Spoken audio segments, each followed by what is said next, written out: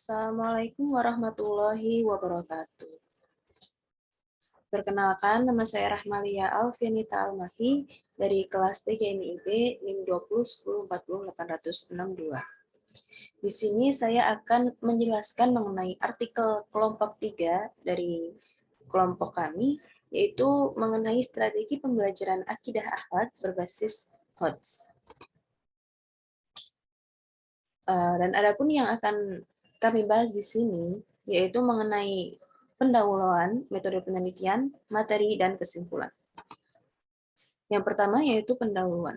Strategi pembelajaran akidah akhlak berbasis HOTS diteliti agar kemampuan siswa bisa mempergunakan sebuah informasi untuk menyelesaikan masalah, menegosiasi sebuah isu, menganalisis argumen, atau dapat membuat prediksi. Jadi, strategi pembelajaran berbasis HOTS ini digunakan agar kemampuan siswa itu dapat berkembang, tidak hanya stuck pada pembelajaran tertentu. Yang selanjutnya yaitu mengenai metode penelitian. Penelitian ini dilakukan dengan penelitian kuantitatif, yaitu bersifat kajian literatur atau studi pusaka. Jadi dalam penelitian yang kami lakukan ini yaitu asalnya atau sumbernya berdasarkan dari beberapa buku, artikel, jurnal, dan lain sebagainya. Untuk yang selanjutnya yaitu materi. Yang pertama mengenai konsepsi pembelajaran akidah akhlak, yang kedua yaitu konseptual pembelajaran berorientasi pada keterampilan berpikir tingkat tinggi atau HOTS, dan yang ketiga yaitu strategi pembelajaran akidah akhlak NI berbasis HOTS. Yang pertama yaitu konsepsi pembelajaran akidah akhlak. Secara substansial, mata pelajaran akidah akhlak mempunyai kontribusi dalam membagikan motivasi kepada partisipan didik buat mengamalkan nilai-nilai kepercayaan atau tauhid serta akhlakul karimah dalam kehidupan sehari-hari.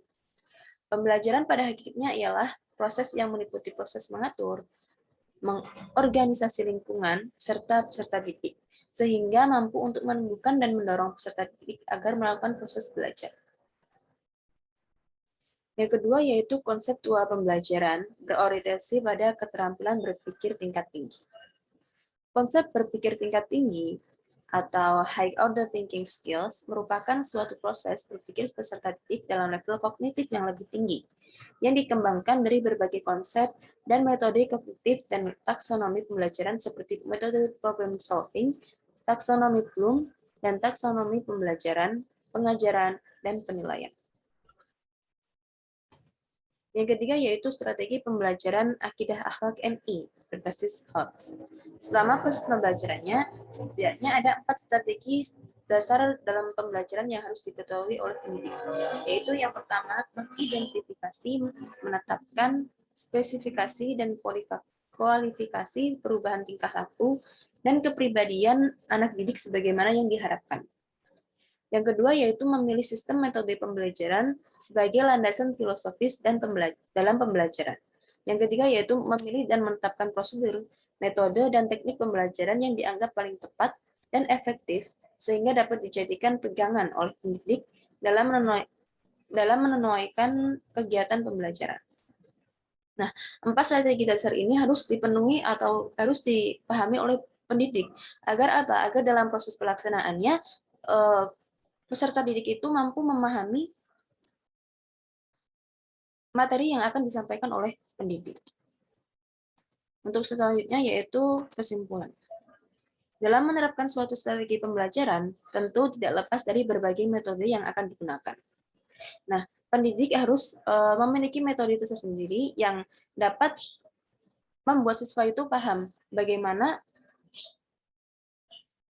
cara atau bagaimana materi yang mereka dapat itu masuk ke dalam otak mereka. Salah satu metode yang paling cocok digunakan untuk menunjang peserta didik berpikir kritis atau HOTS yaitu dengan metode pembiasaan.